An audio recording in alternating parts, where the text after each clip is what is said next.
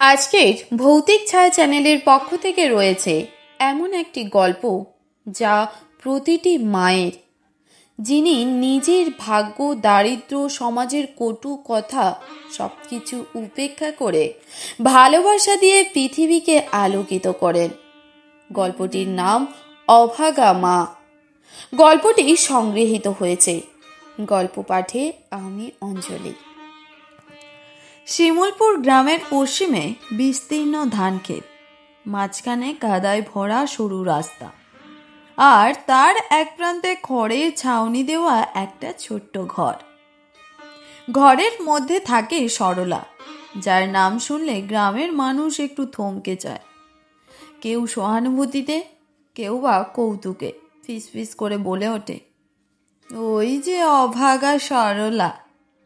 সরলার মুখে চিরকাল এক ধরনের শান্ত বিষণ্ণতা, চোখে যেন সারা জীবনের ক্লান্তি জমে আছে।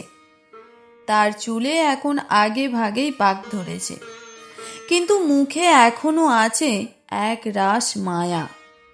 3 দশক আগেও এই সরলাকে সবাই চিনত এক প্রাণবন্ত মেয়ে হিসেবে। সে গান গাইত, নদীতে সাঁতার কাটত, মাঠে ধান শুকোতে শুকোতে হাসত, আর গ্রামের ছেলে মেয়েদের সঙ্গে খেলতো। তখন কেউ ভাবতো না এই মেয়েটির জীবনে এত দুঃখ জমে উঠবে। সরলার বাবা রমেশ ছিল এক গরিব চাষি। নিজের জমি ছিল না, পরের জমি চাষ করে সংসার চলত। মা বিমলা ছিলেন স্নেহময়ী কিন্তু দুর্বল। বছর ঘুরতেই দুর্ভিক্ষে রমেশ মারা গেলেন। তারপর থেকেই অভাগের ঘূর্ণি শুরু। সরলা তখন মাত্র 10 বছর বয়সী। স্কুলে যাওয়া বন্ধ হয়ে গেল।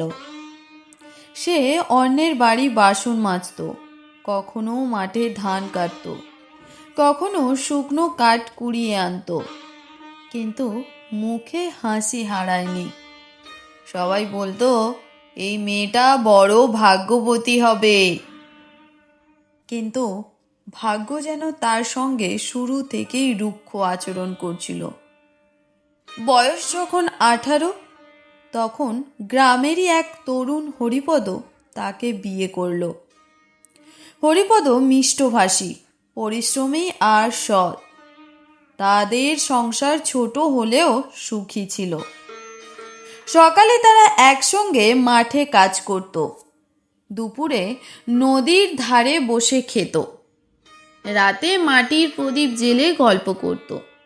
সরলা তখন বিশ্বাস করত মানুষ যদি ভালো হয়, ভাগ্যও একদিন ভালো হবে। কিন্তু 1 বছরের মাথায় সব কিছু ওলট পালট হয়ে গেল। সেই বছর শিমুলপুরে এলো এক ভয়াবহ বন্যা। নদীর বাঁধ ভেঙে পুরো গ্রাম তলিয়ে গেল। হরিপদ তখন নৌকায় করে বৃদ্ধা প্রতিবেশীদের উদ্ধারে গিয়েছিল। নদীর স্রোতে নৌকা উল্টে গেল, আর হরিপদ আর ফিরে এলো না। সেদিন থেকেই সরলার পৃথিবী থমকে গেল। পেটে তখন তার 3 মাসের সন্তান। গ্রামের লোকজন কেউ দয়া দেখালো, কেউ বা কটু কথা বলল, কেউ বলল সরলা অভাগা, যার ছোঁয়ায় বিপদ আসে। সরলা কান্না চেপে রাখল। তার চোখ শুকিয়ে গিয়েছিল, কিন্তু বুকের ভেতর আগুন জ্বলছিল।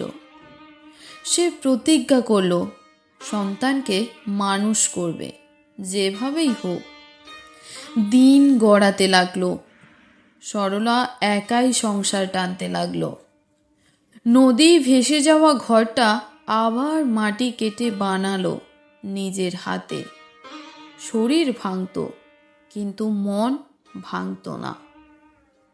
একদিন সন্ধ্যায় যখন তার সন্তান রতন এই পৃথিবীতে এলো, তখন গ্রামের আকাশে বৃষ্টি পড়ছিল টুপটাপ।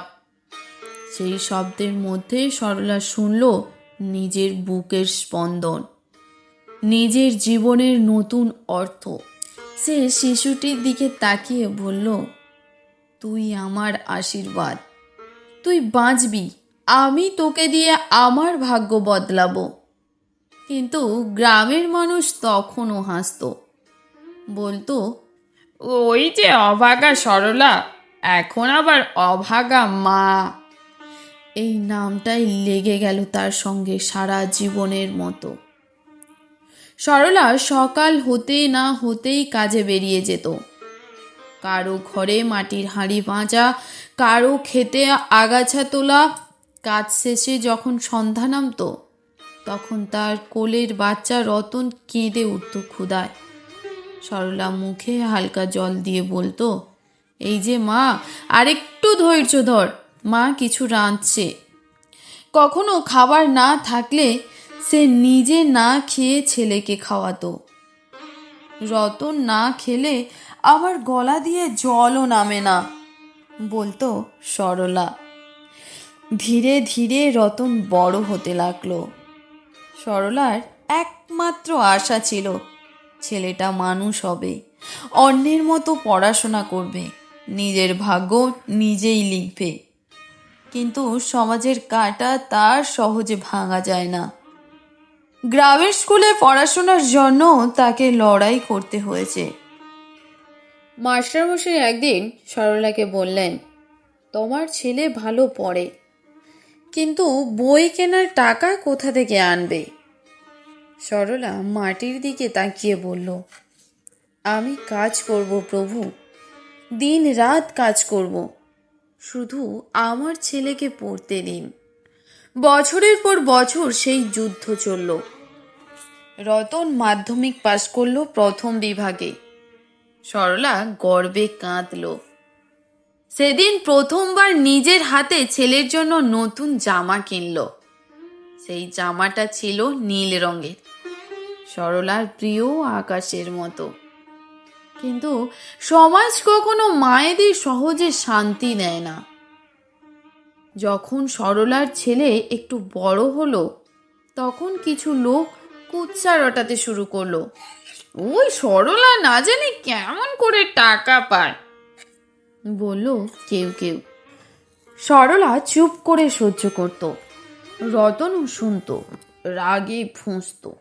কিন্তু মা বলতো, ছেলে, সমাজের কথা শুনে নিজের পথ বন্ধ করিস না, কথা থেমে যাবে, তোর কাজই উত্তর দেবে।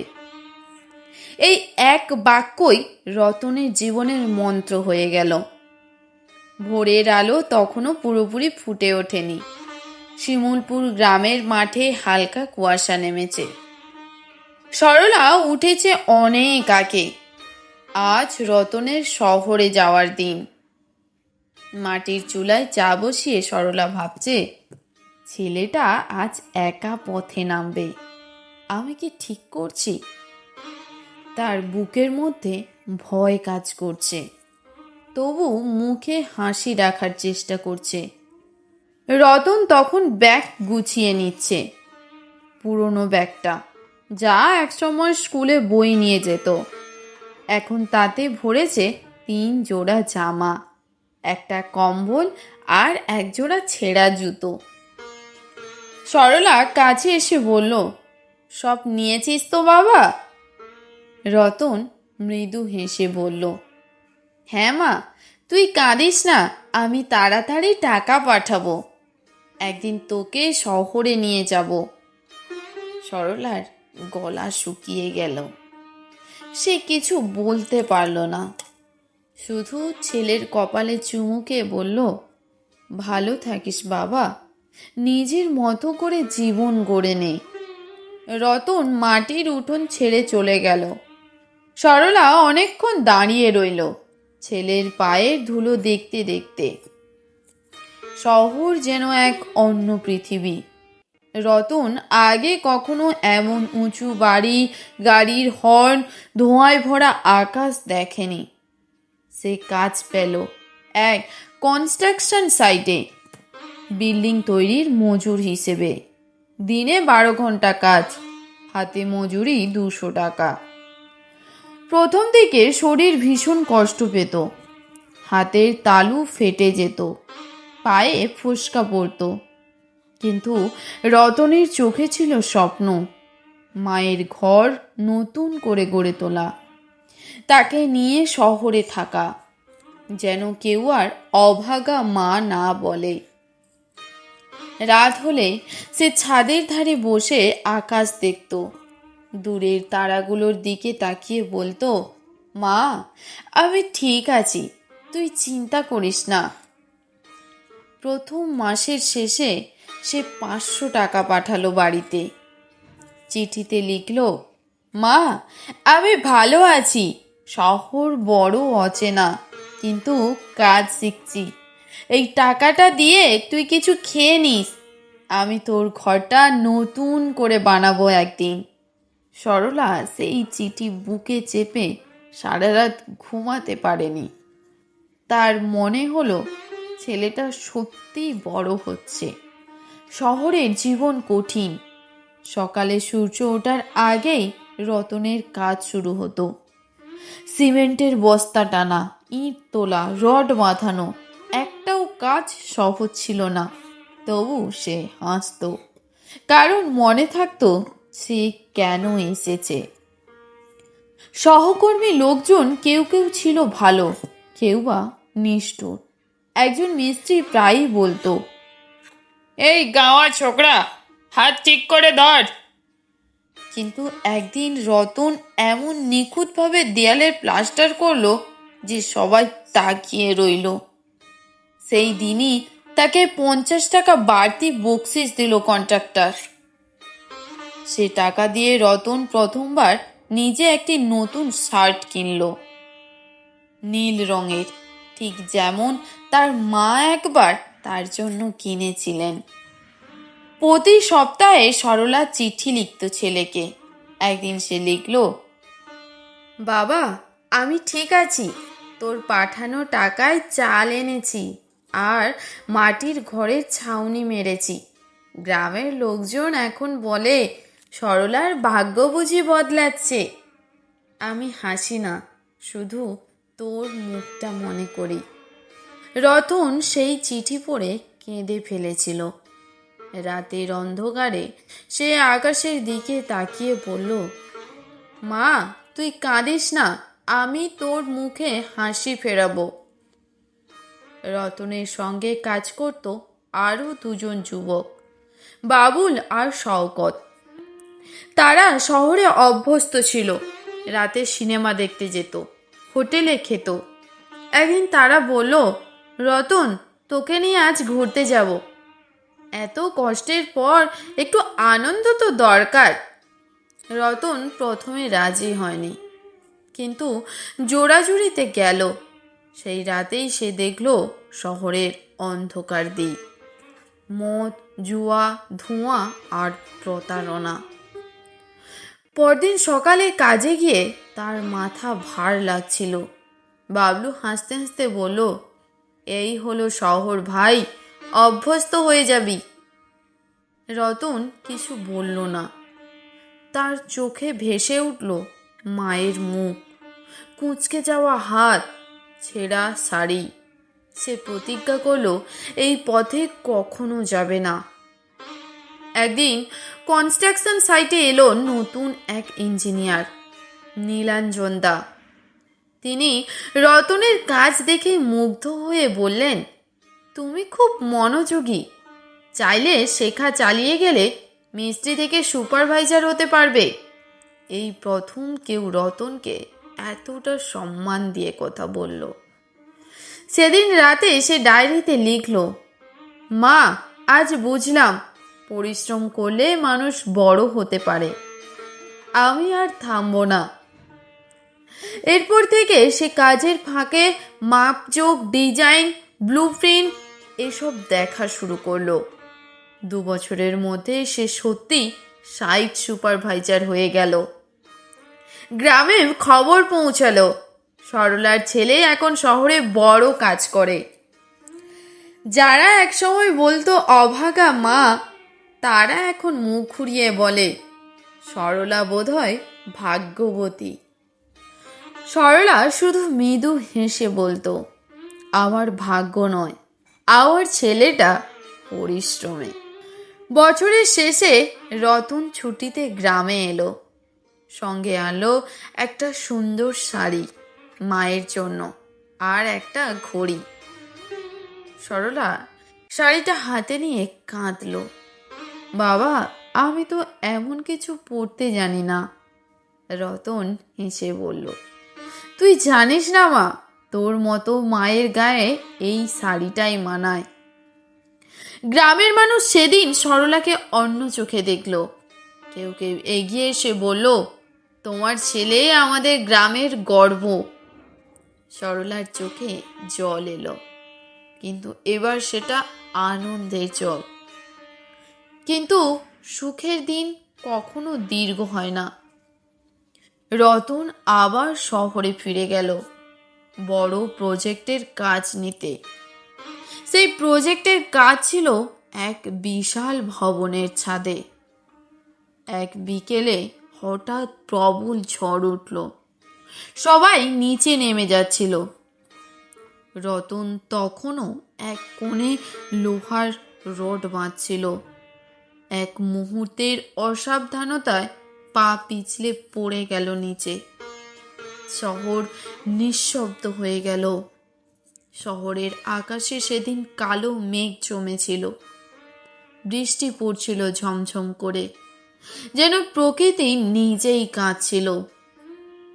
ঠিক সেই সময় খবরটা পৌঁছালো শিমুলপুরে। রতন পড়ে গেছে বিল্ডিং থেকে। অবস্থা আশঙ্কাজনক। সরলার হাতে তখন কাঁসার থালা, তাতে ছিল ভাত আর ডাল। খবরটা শোনার পর থালাটা মাটিতে পড়ে গেল। ডালের গন্ধে মিশে গেল কাঁচা মাটির গন্ধ। তার চোখে অন্ধকার নেমে এলো। না, আমার ছেলের কিছু হতে পারে না, সে বলল নিজেকেই। বৃষ্টি উপেক্ষা করে বেরিয়ে পড়ল শহরের পথে। পায়ে ছিল পুরনো স্যান্ডেল, গায়ে ছেঁড়া শাল, কিন্তু বুকের মধ্যে ছিল একটাই জেদ, আমি আমার ছেলেকে বাঁচাবো। শহরের সেই বড় হাসপাতালে পৌঁছে যখন সরলা ঢুকলো, তখন রাত হয়ে গেছে। চারপাশে সাদা দেওয়াল, ওষুধের গন্ধ, নার্সদের ব্যস্ততা। একজন ওয়ার্ড বয়কে জিজ্ঞেস করলো, রতন, আমার ছেলে কোথা? ওয়ার্ড বয় একটু অবাক হয়ে তাকালো। ওই যে বিল্ডিং থেকে পড়েছিল, সিসিইউতে আছে। কিন্তু তার বাক্যটা শেষ হলো না। সরলার বুক কেঁপে উঠল। সে দৌড়ে গেল সিসিইউর দরজার সামনে। ভেতরে কাচের জানালা দিয়ে দেখল রতনের গায়ে তার, অক্সিজেন মাস্ক, পাশে যন্ত্রের আলো। তার ছেলের বুক উঠছে নামছে খুব আস্তে। সে কাঁচে হাত রেখে ফিসফিস করে বলল, বাবা, আমি চলে এসেছি, তুই শুধু চোখটা খুলে আমাকে দেখ। ডাক্তার বেরিয়ে এসে বলল, রোগীকে এখন স্পর্শ করবেন না, মাথায় আঘাত গুরুতর। সরলা অনুনয় করল, আমি শুধু একবার ছুঁয়ে দেখি, আমার ছেলে বুঝবে আমি এসেছি। ডাক্তার চুপ করে গেল। এই এক মায়ের ভালোবাসা, যে শক্তি বিজ্ঞানের চেয়েও বড়। 3 দিন কেটে গেল। সরলা হাসপাতালের মেঝেতে বসে রতনের ঘরের সামনে অপেক্ষা করত। সে খেত না, ঘুমাতো না, শুধু ছেলের মুখের দিকে তাকিয়ে থাকত। 4র্থ দিনের সকালে ডাক্তার এসে বলল, আমরা সব চেষ্টা করছি, কিন্তু অবস্থার উন্নতি হচ্ছে না। সরলা শান্ত গলায় বলল, তোমরা চেষ্টা করো, বাকিটা আমি ঈশ্বরের উপর ছেড়ে দিলাম। সেই রাতে বৃষ্টির আওয়াজের মধ্যে রতনের চোখ এক মুহূর্তের জন্য খুলল।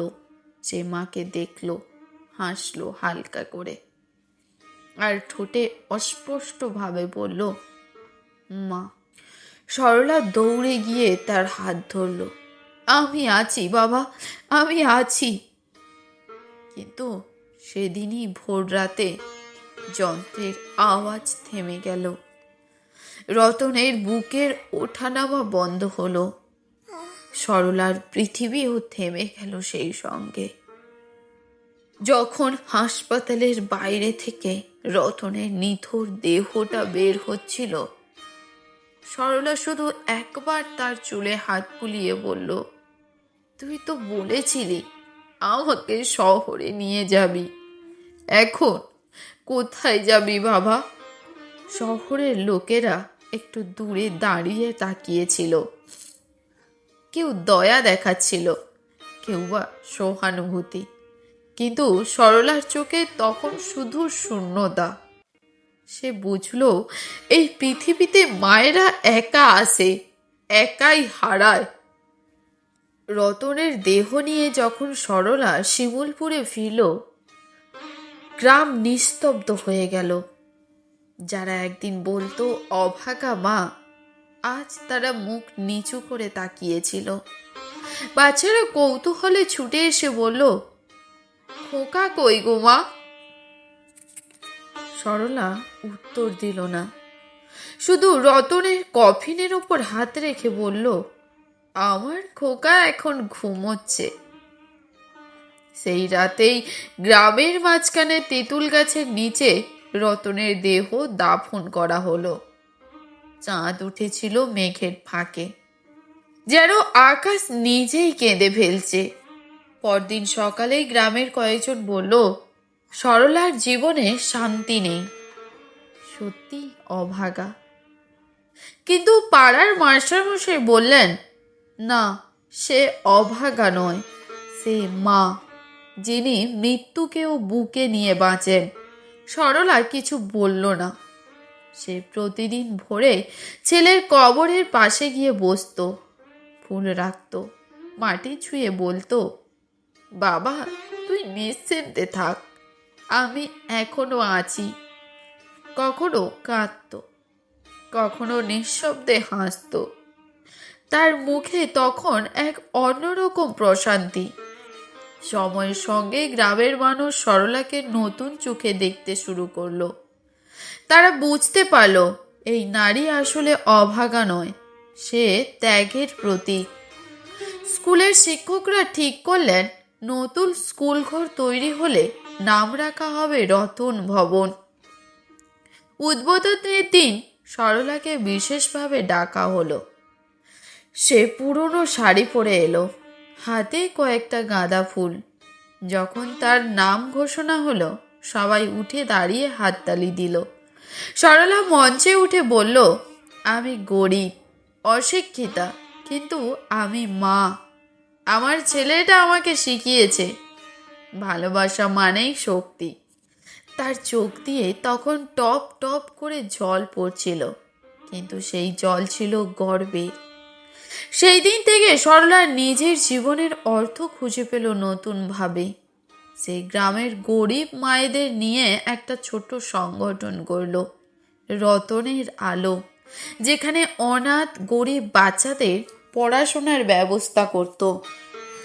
সরলার হাতে তখনও শক্তি ছিল, কিন্তু তার কণ্ঠে ছিল মমতা।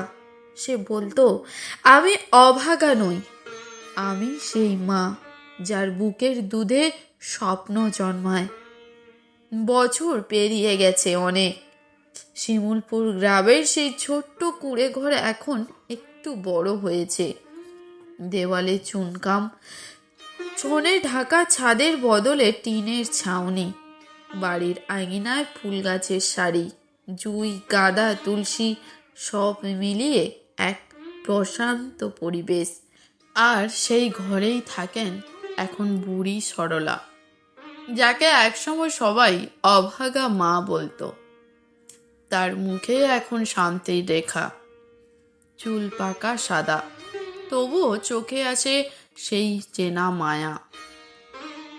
যে চোখ একসময় বৃষ্টিতে ভিজে কেঁদেছিল, আবার একই চোখ এখন রোদের মতো উষ্ণ। সরলার সংগঠন রতনের আলো এখন গ্রামে সুপরিচিত। প্রতিদিন বিকেলে 5-6 জন অনাথ বাচ্চা আসে পড়তে। সরলা তাদের অক্ষর শেখায়, গল্প বলে, কখনো গান গায়। মা বলে ডাকবে তোরে, বুক পেতে দেবে সবার তোরে। ছোট ছেলেমেয়েরা হাসে, দৌড়ায়, পড়ে, গান গায়, যেন সেই ঘরে আবার রতন ফিরে এসেছে। একদিন পাড়ার মাস্টারমশাই এসে বললেন, সরলা, তুমি এখন আমাদের গ্রামের আলো, তুমি সত্যিই ভাগ্যবতী। সরলা মৃদু হেসে বললেন, না দাদা, আমি শুধু এক মা, ভাগ্যবতী নই, আমি শুধু ভালোবাসতে জানি। তার সেই হাসি এক আন্তরিক ছিল যে মাস্টারমশাই নীরব হয়ে গেলেন। রতনের নাম এখন শিমুলপুরের স্কুলের সম্মানের সঙ্গে উচ্চারিত হয়। প্রতিটি ছাত্র জানে রতন ভবন কার নামে, প্রতিটি শিক্ষক জানে সরলা দেবী কারা। সরলা প্রায় স্কুলে যেত, বাচ্চাদের বলতো, পরিশ্রমকে ভয় পেও না, একদিন সবার ভাগ্য নিজের হাতে লেখো। একদিন এক ছোট্ট মেয়ে এসে তার কোলে বসে বলল, ঠাম্মা, তোমার ছেলে নাকি আকাশে গেছে। সরলা হাসল, বলল, হ্যাঁ মা, সে এখন তারা হয়ে জ্বলে, রাতে তাকালে ওকে দেখা যায়। মেয়েটা চোখ বড় বড় করে তাকালো আকাশে। সরলার মুখে তখন শান্তির আলো। গ্রামে এখন মানুষ সরলাকে অভাগা মা বলে না, সবাই বলে সরলা মা। যে মেয়ে এক সময় অবহেলার প্রতীক ছিল, এখন সে আশীর্বাদের প্রতীক। পূজার সময় গ্রামের পুকুর ঘাট সাজানো হয়, আর সরলাকে প্রথম আমন্ত্রণ জানানো হয় প্রদীপ জ্বালাতে। মহিলারা এসে বলে, মা, তোমার আশীর্বাদে আমাদের ঘরেও শান্তি আছে। সরলা তখন শুধু হাসে, কিচ্ছু বলে না। সে জানে ঈশ্বর তাকে দিয়েছেন কঠিন জীবন, কিন্তু সেই জীবনই লুকিয়েছিল অসীম ভালোবাসা। এক শীতের সকালে সরলার ঘরে কেউ দরজা খুলে দেখলো সে জানালার পাশে বসে আছে, হাতে একটা পুরনো চিঠি। চিঠিটার ওপর বড় বড় অক্ষরে লেখা, তোমার রতন। তার চোখ বন্ধ, মুখে তৃপ্তির হাসি। মনে হচ্ছিল সে যেন ঘুমাচ্ছে আর স্বপ্নে ছেলেকে দেখছে। বাইরে তখন সূর্য উঠছে ধীরে ধীরে, পাখিরা ডাকছে, মাটির গন্ধে ভেসে আসছে রোদের উষ্ণতা। গ্রামের মানুষ জড়ো হলো, কেউ কাঁদলো, কেউ প্রণাম করলো। পঞ্চায়েত প্রধান বলল, আমরা আজ থেকে এই গ্রামের এক চৌরাস্তার নাম রাখব সরলা চত্বর, যেন তার নাম আমাদের মনে করিয়ে দেয় মায়ের ভালোবাসা কখনো মরে না। কয়েক বছর পর রতনের আলো আরো বড় হলো। সরলার শিক্ষায় বড় হওয়া বাচ্চারা কেউ শিক্ষক হলো, কেউ ডাক্তার, কেউ বা সমাজকর্মী। তারা সবাই জানে তাদের জীবনের আলো সেই মাটির ঘর থেকে শুরু হয়েছিল। প্রতি বছর রতনের মৃত্যুদিনে তারা এসে ফুল দেয় সরলার কবরের পাশে। কবরের গায়ে লেখা থাকে, অভাগা মা নয়, আশীর্বাদে ভরা এক নারী, সরলা দেবী। রাতে গ্রামের শিশুরা আকাশের দিকে তাকিয়ে বলে, ওই দেখ, তারা জ্বলছে, ও তো রতন দা। আর বড়রা বলে, আরেকটা আলো জ্বলছে তার পাশে, সরলা মা। অভাগা মার গল্পটা শুধু সরলার নয়, এ গল্প প্রতিটি মায়ের, যিনি নিজের ভাগ্য, দারিদ্র, সমাজের কটু কথা সবকিছু উপেক্ষা করে ভালোবাসা দিয়ে পৃথিবীকে আলোকিত করেন।